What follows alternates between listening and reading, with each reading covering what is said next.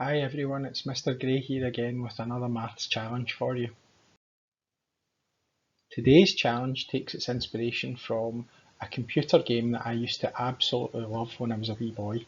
So the game's called Tetris, and what happens is little shapes fall down from the top of the screen, and your job is to try and arrange them neatly, and when you fill a row, that row disappears. Now the shapes are quite special. Each one of them is made up of 4 identical square tiles.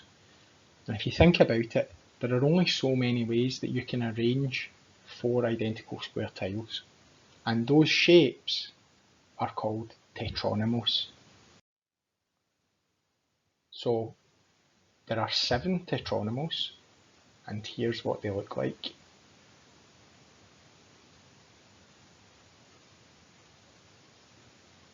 There they are. Now you might notice that some of them are kind of similar.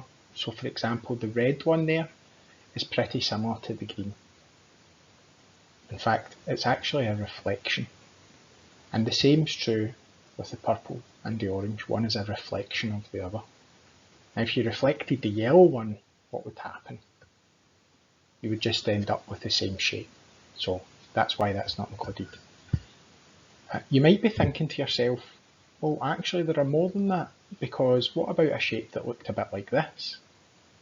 Well, it does look different from the other Tetronimoes that are there, but actually it's just a rotation. So you're allowed to rotate Tetronimoes, but it doesn't make it a new Tetronimo. So what's today's challenge? You're going to want to work on some squared paper here, so if you've got a spare page in your jotter, that's great. Or if you Google squared paper, you could do this electronically as well, just take a screenshot of the paper or print it out if you've got access to a printer. What you need to do is draw an 8x5 grid.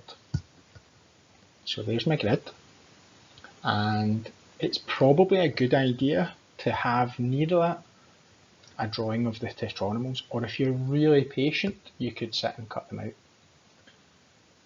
And your job is to see if you can completely fill that rectangle without any Tetronimoes overlapping it, overlapping each other, and without any holes in the rectangle.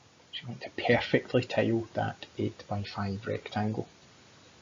And what to do is just start filling in some Tetronimoes.